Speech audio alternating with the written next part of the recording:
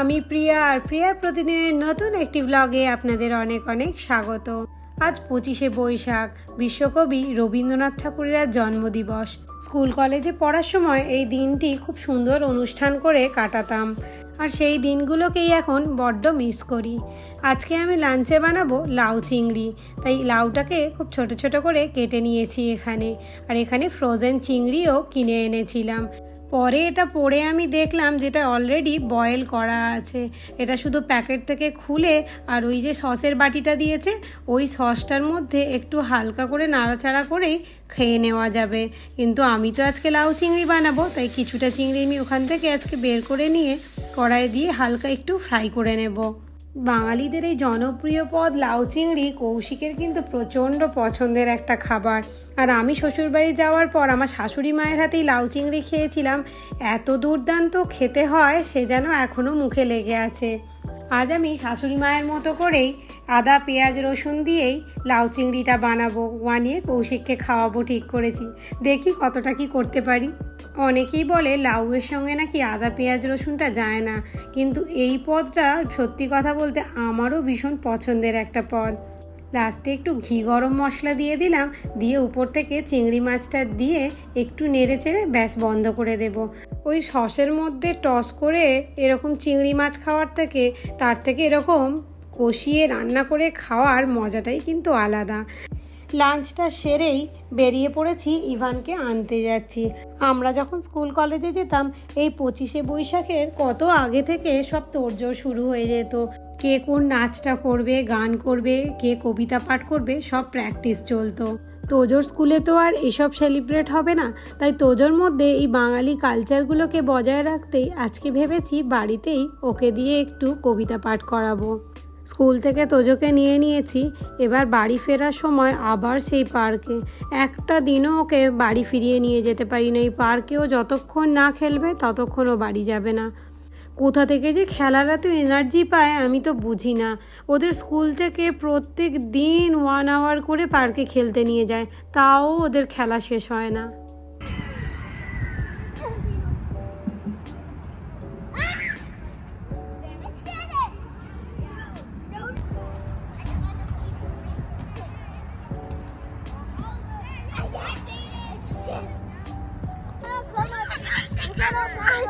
Oh my god!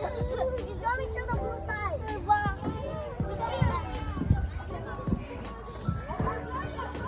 Hello. আমি আজকে তোমাকে শোনাবো একটা কবিতা। রবীন্দ্রনাথ ঠাকুরের ফুল। কতদিন ভাবে ফুল, উড়ে যাব কবে, যেতে খুশি যেতে যাব, ভারী মজা হবে, একদিন মেলে দিল দানা, প্রজাপতি হলো তারে, কে করিলে মানা, নমস্কার। আমি তোমাদেরকে একটা গান শোনাবো।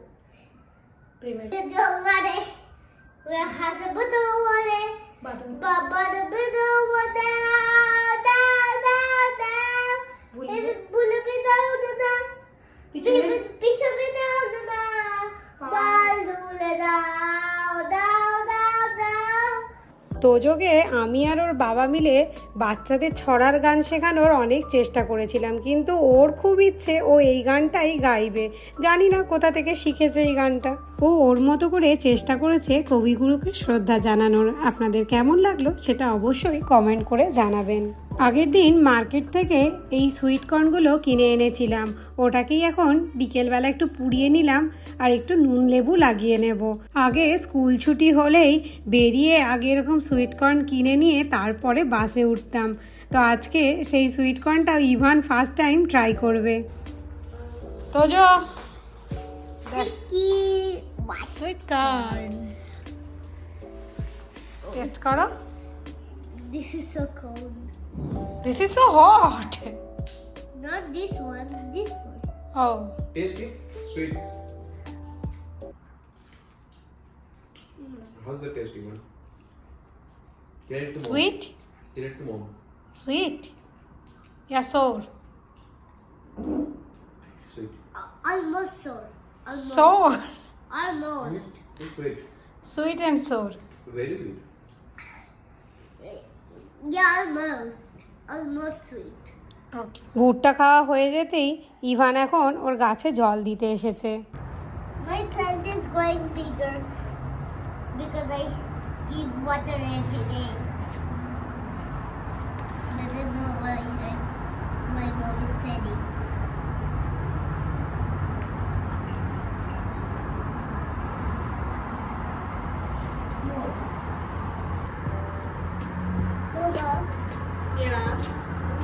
When I give water, one plant is going down like this. Tojo এখন এভরিডে গাছগুলোতে জল দেয়, নিজের হাতের বানানো গাছ বলে কথা। ও যত্ন করুক ওর গাছেদের। আর আমিও আমার ব্লগটা আজকে এখানে শেষ করছি। ভালো লাগলে লাইক করবেন আর আমার পেজটা ফলো করবেন। Tata, bye bye.